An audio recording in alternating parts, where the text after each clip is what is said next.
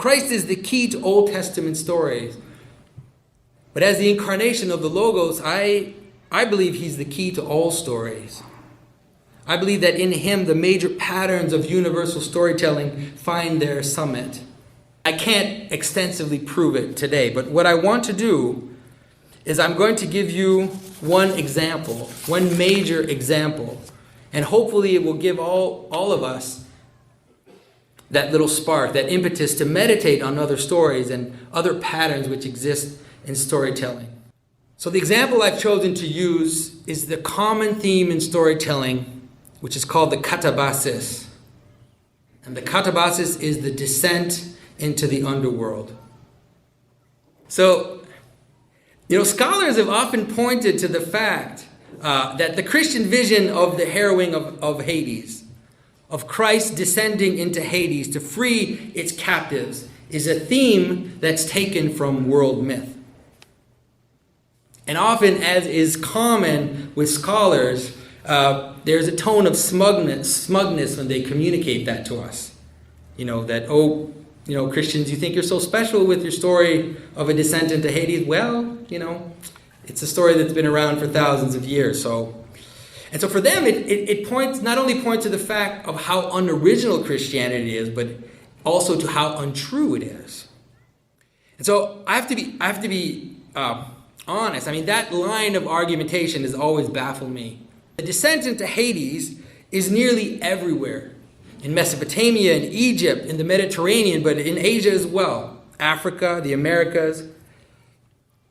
And in the West, we're most familiar, of course, with the stories that come from Greek and Roman myth.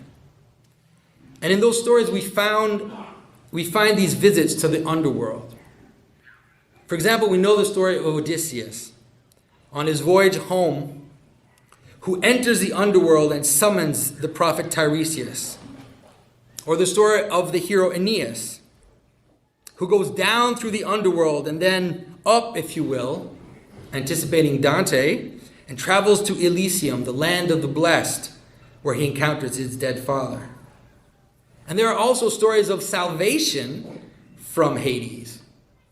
I mean, the salvation usually includes someone from the living or some god that descends into Hades in order to find someone else, in order to save someone who's stuck there. Someone who got trapped there for some reason. So in this pattern, we find the story of Theseus and Pirithous. And those two fellows, they descended into the underworld because they wanted to steal Hades' bride, Persephone. And then they made the mistake of sitting down in the underworld. So don't sit down in hell. That's a life story. That's a life lesson that you need to know. Okay, resurrection means standing up again, so don't sit down. It's not useful. So they get stuck there for a little while, and then Heracles, when he's going in his voyage down into Hades, he's going to capture the dog Cerberus, the three-headed dog who guards the Hades. When he goes down there, then he goes and he frees his friend Theseus, but sadly, Pirithous stays stuck to his chair. So as I mentioned, in Christianity, as everybody here knows, we have this tradition of the harrowing of Hades, which of course is the basis of this icon, the icon of the Anastasis. So Christ, upon his death on the cross, descends into death. And the images and the narrative around the story, scholars have noticed that it, according to them, it just repeats the katabasis pattern that we've examined. And so obviously it is just one more example of that universal myth. Or is it? I mean, there's been a lot of discussion about this. And very provocative scholars like James Fraser at the beginning of the 20th century, he kind of started this, but other scholars have tackled this, like Jung and Joseph Campbell, and they've all attempted to show the similarity between Christ's story and the other ancient myths. And, and then they're discussed and debated and they're argued about. And you find Christian apologists who are fighting against these people, as if to defend the accusation that, that Christ's story is analogical to other ancient story. But for me, I'm actually willing to be extremely generous with these scholars. I am, like if you just take the very broad pattern of someone that goes down into the underworld, or even down into the water, or into a cave, to encounter someone, or to retrieve something, to look for a treasure like Aladdin, or to save someone like Horus did Osiris, like Heracles saved Theseus, although he couldn't save Pirithous. I'm willing to give it all to them and say, yes, that pattern exists, and it is one of the most basic structures of human consciousness. But then you have to ask, what does Christ's story do to that pattern? You see, these scholars like Fraser and Jung and even Campbell, they have actually ignored the story that Christians actually tell. They've ignored the whole story. It is false that Christians believe Christ traveled to the underworld and then came out. First of all, we believe that Christ died, with everything that implies. He was not visiting death. He united himself to death. He took death within himself. In the extra-biblical traditions, we have these images of Hades rejoicing, right? Rejoicing, thinking he has won because he has taken everything in, only to be surprised. And then, did Christ just go down into Hades to save someone and then come back? No. Right? That's not the story we tell. By bringing God into death, we believe, as Christians, in the words of the apostle, that Christ abolished death completely.